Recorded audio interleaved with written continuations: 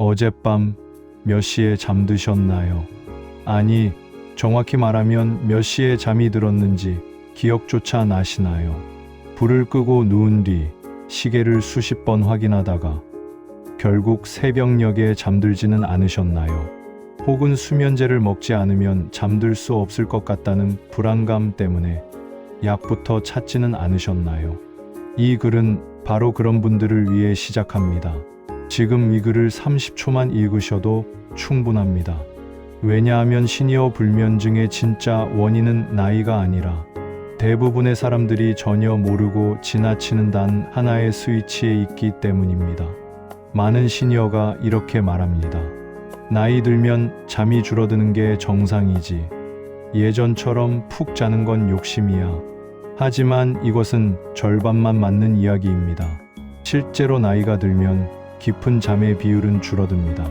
그러나 잠드는 능력 자체가 완전히 사라지는 것은 아닙니다.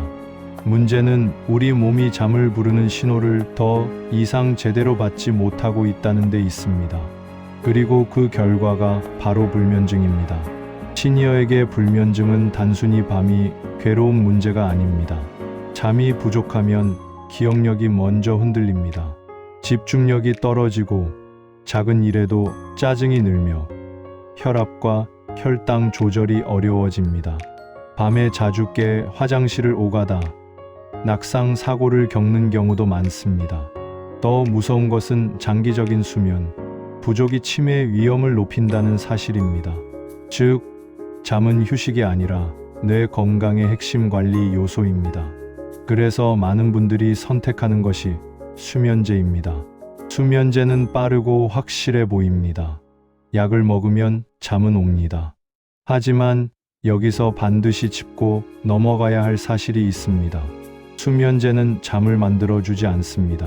수면제는 뇌의 자연스러운 수면 과정을 회복시키는 대신 신경 활동을 억제해 기절에 가까운 상태를 만드는 경우가 많습니다. 그래서 처음에는 효과가 있어 보여도 시간이 지날수록 내성이 생기고 용량이 늘어나며 약 없이는 잠들기 어려운 상태가 됩니다. 특히 시니어에게 수면제의 가장 큰 문제는 다음 세 가지입니다. 첫째, 아침까지 약효가 남아 멍하고 어지러운 상태가 지속될 수 있습니다. 둘째, 기억력과 판단력이 떨어져 낮 동안의 사고 위험이 커집니다. 셋째, 밤중에 깨서 움직일 때 낙상 위험이 크게 증가합니다. 그래서 많은 의사들이 실제 진료실에서 이렇게 말합니다. 가능하다면 수면제는 마지막 선택으로 남겨두세요. 그렇다면 수면제 대신 무엇을 해야 할까요?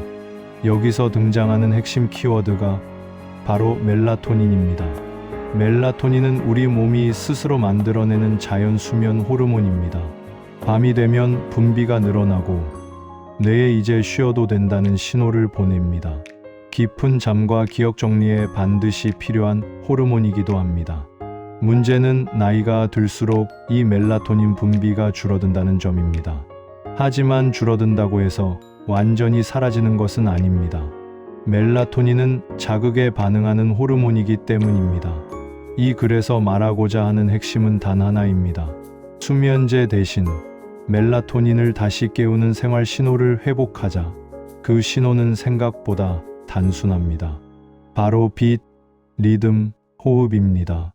이 세 가지는 약이 아니지만 수많은 시니어 불면증 사례에서 실제로 효과가 확인된 가장 기본적이고 강력한 방법입니다. 첫 번째는 빛입니다. 현대인의 불면증에서 가장 흔하지만 가장 과소평가되는 요인이 바로 빛입니다. 특히 시니어 가정에서는 밤에도 TV를 켜두거나 형광등 아래에서 저녁 시간을 보내는 경우가 많습니다. 스마트폰 화면 역시 강한 인공빛을 내뿜습니다. 뇌는 빛을 기준으로 낮과 밤을 판단합니다. 밤인데도 밝다면 뇌는 낮이라고 착각합니다. 낮이라고 판단하는 순간 멜라토닌 분비는 멈춥니다. 그래서 가장 중요한 원칙 하나를 기억하셔야 합니다. 밤 9시 이후 집 안의 빛을 절반으로 줄이십시오. 전등을 간접 조명으로 바꾸고 TV 시청 시간을 줄이고 스마트폰 화면을 멀리하는 것만으로도 잠드는 시간이 눈에 띄게 달라질 수 있습니다. 두 번째는 리듬입니다. 많은 시니어가 잠이 안 오면 억지로 자지 않는다고 말합니다. 그래서 어떤 날은 10시에 눕고 어떤 날은 12시에 눕고 어떤 날은 새벽 1시에 눕습니다. 하지만 뇌는 이런 불규칙성을 매우 싫어합니다. 뇌는 반복되는 패턴을 통해 잠을 준비합니다. 그래서 중요한 것은 몇 시에 자느냐가 아니라 매일 같은 시간에 불을 끄는 습관입니다. 여기서 기억해야 할 숫자가 하나 있습니다. 90분입니다. 누워서 90분 안에 잠들지 못하면 뇌는 그날을 수면 실패로 기억합니다.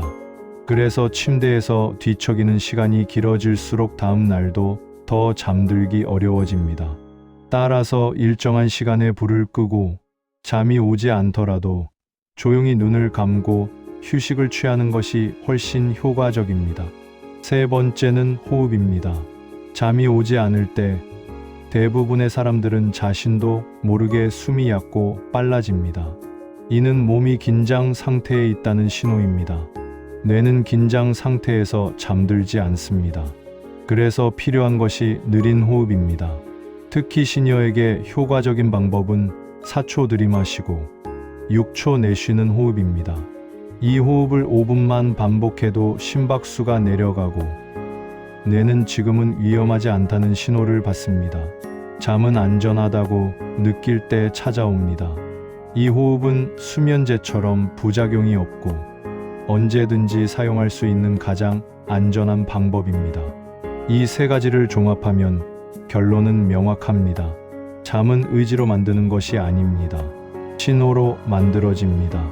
빛이 줄어들고 리듬이 일정해지고 호흡이 느려질 때 뇌는 자연스럽게 잠을 기억합니다. 이 과정은 하루 이틀에 완성되지는 않지만 분명히 회복됩니다.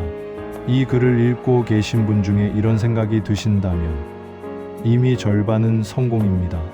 내가 잘못 살고 있었구나. 약 말고도 방법이 있구나. 시니어 불면증은 포기해야 할 노화 현상이 아닙니다. 대부분은 잘못된 신호가 오랫동안 누적된 결과일 뿐입니다.